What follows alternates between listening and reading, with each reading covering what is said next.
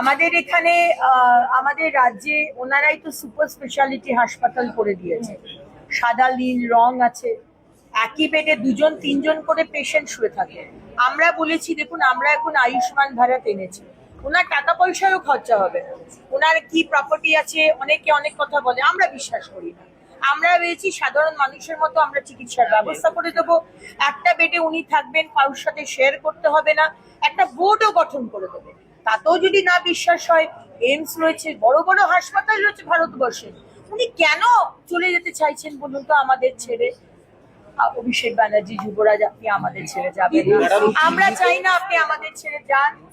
আমি জানি না অন্য কোনো এজেন্ডা আছে কিনা আপনার মাথায়। এটা আপনার টিএমসি পার্টি অফিসও নয়, আর আপনার বাড়ির বৈঠকখানা বা আপনার এমএলএ অফিসও নয়। এটা West Bengal legislative assembly. Kunal বাবু, আপনাকে স্পিকার বলবে নিজের জায়গায় গিয়ে বসুন, আর আপনি টেবিল ধরে দাঁড়িয়ে দাঁড়িয়ে আড্ডা মারবেন আপনার লোকের সাথে। Please, we will not allow that. You have been suspended, and if you don't learn, you will remain suspended. NCPI NDA শরিক, তারা দেখা করতেই পারে।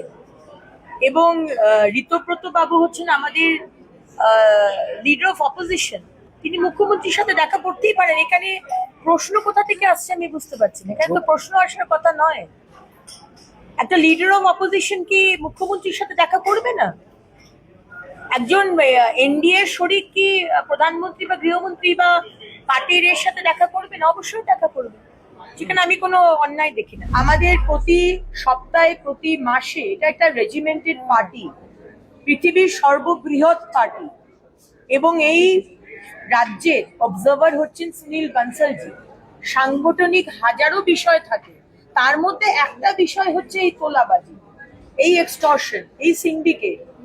আমার নেতৃত্ব এতটাই কনসিয়াস যে এই বিষয়গুলো মিটিং এর মধ্যে, এজেন্ডার মধ্যে স্থান পায়। বাট এটা নয় যে উনি ওটার জন্য দিল্লি থেকে এসেছেন। অনেকগুলো বিষয়ের মধ্যে ওটা একটা বিষয়। প্রথম দিন থেকেই বলে এসেছি যে কি কি বিষয় আমরা অন্নপূর্ণাটা দিচ্ছি এবং কি কি থাকলে আপনি অন্নপূর্ণাটা পাবেন না। কিন্তু মাঝখান থেকে আমরা দেখছি অনেকে আছে যারা এই ধরনের বিভ্রান্তিমূলক রিল পোস্ট করছে। কোথাও আমার মনে হচ্ছে যে যাদের পাওয়ার কথা নয় তারা এই ধরনের বিভ্রান্তিমূলক করছে, এবং ডেফিনেটলি এটা তো চলতে পারে না। ডেফিনেটলি সবকিছুর একটা অ্যাকশন আছে।